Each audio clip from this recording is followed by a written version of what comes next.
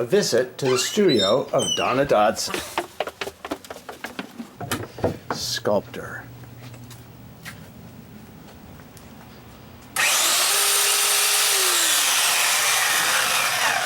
Hello! So glad you visited my studio.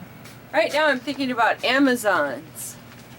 And I'm thinking about Wakanda and the Amazon warriors in pop culture, and Sekhmet, the ancient Egyptian lion-headed goddess, and Cybele, the ancient Roman queen seated on a throne or a chariot pulled by lions. And speaking of Amazons,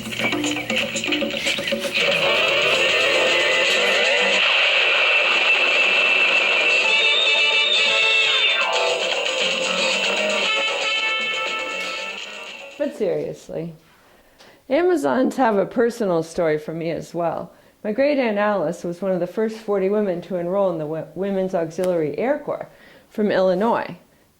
They were often called Amazons. So I took the idea of honoring her military service by using an eagle-headed female warrior, since the bald eagle is obviously a symbol of the United States military, and it also ties in with ancient Amazons. They used the female golden eagles to hunt with. Ancient Amazons were also known for having tattoos. So the Women's Auxiliary Air Corps often used Athena's helmet in their military insignia. So I gave my sculpture a tattoo of Athena's helmet. Athena is also often portrayed with metal breastplates. And her shoes are very symbolic of the kind of working shoes and lace-up shoes that women in the military wore during World War II.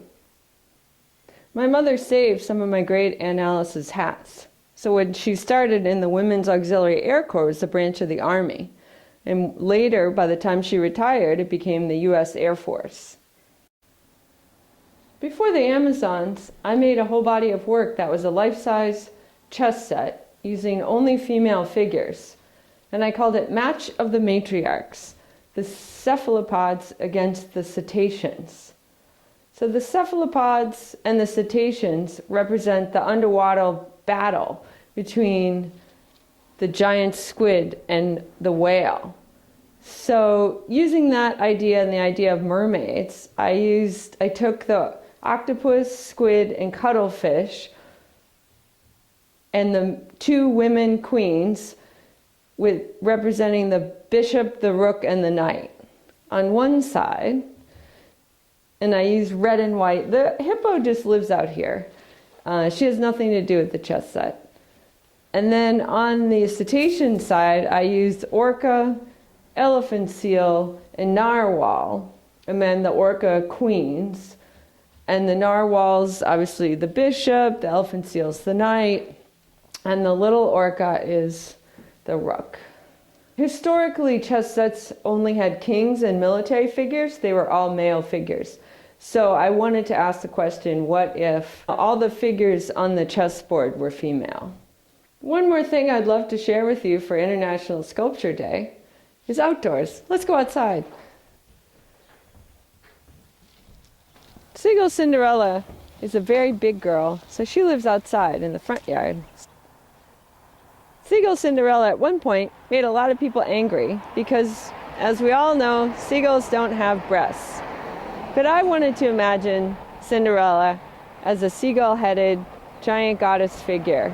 Since Cinderella was a working girl and a commoner, I chose the seagull, the common seabird, as her symbol. And she has a giant daisy dress, and she's really very festive. She celebrates our mothers and grandmothers and really the women in all of us.